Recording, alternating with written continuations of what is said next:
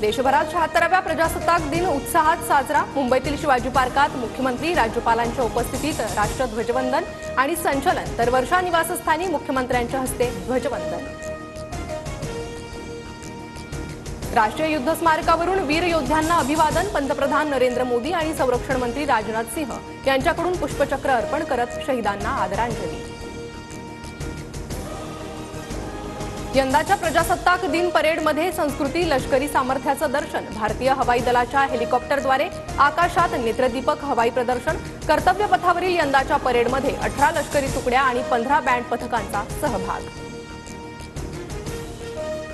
कर्तव्य पथावर भारताच्या लष्करी सामर्थ्यासह सांस्कृतिक विविधतेचं प्रदर्शन। सुवर्ण भारत वारसा आणि विकास या थीमसह सजवलेल्या 31 चित्ररथांच्या सादरीकरणात पहिल्यांदाच 5000 कलाकारांचं एकत्रित सादरीकरण। ठाण्यात पालकमंत्री एकनाथ शिंदेंच्या हस्ते, पुण्यात पालकमंत्री अजितदादांच्या उपस्थितीत राष्ट्रध्वजाला वंदन, तर जालन्यात पंकजा मुंडे आणि रायगडमध्ये आदिती तटकरेंनी झेंडा फडकवला। संभाजीनगरमध्ये प्रजासत्ताक दिनानिमित्त सर्वपक्षीय नेते एकत्र। ठाकरे गटाचे चंद्रकांत खैरे आणि पालकमंत्री संजय शिरसाटांचा एकमेकांना नमस्कार।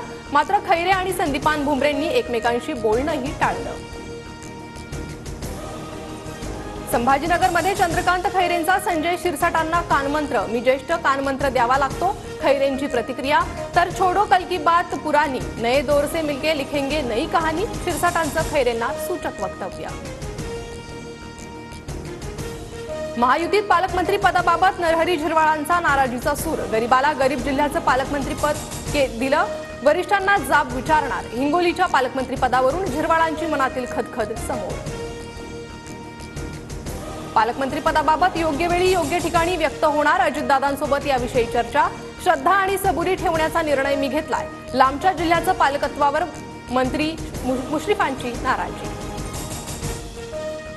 राष्ट्रवादीच्या मंत्र्यांची काळजी करू नका, त्यासाठी मी खंबीर। मुश्रीफ असो वा झिरवाळ यांच्याशी चर्चा करून गैरसमज दूर करणार। पालकमंत्री पदावरून नेत्यांच्या नाराजीवर त्यांची प्रतिक्रिया। नरहरी झिरवाळ यांना गरीब म्हणणं म्हणजे गौतम अदाणींचा अपमान। संजय राऊतांची मिश्किल टीका।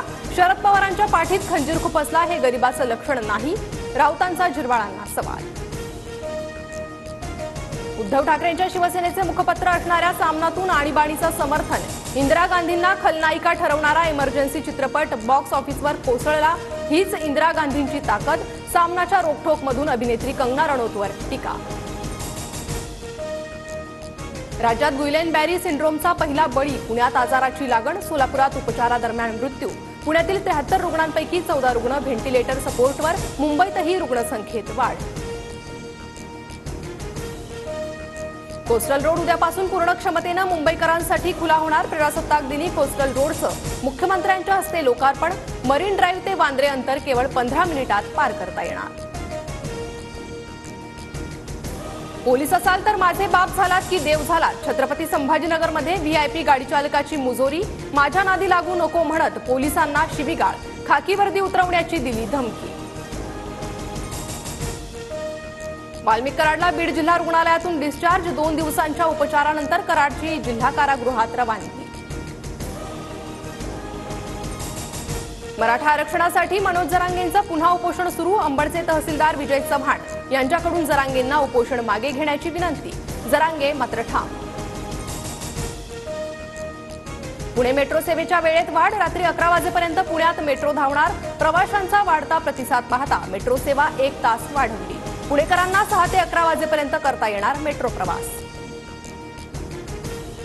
नांदेडमध्ये धार्मिक कार्यक्रमात भगर खाल्ल्यानं 50हून अधिक भाविकांना विषबाधा। उलट्या आणि मळमळ होऊ लागल्यानं भाविकांवर ग्रामीण रुग्णालयात उपचार। पायी दिंडी यात्रेसाठी राज्यभरातून आले होते भाविक।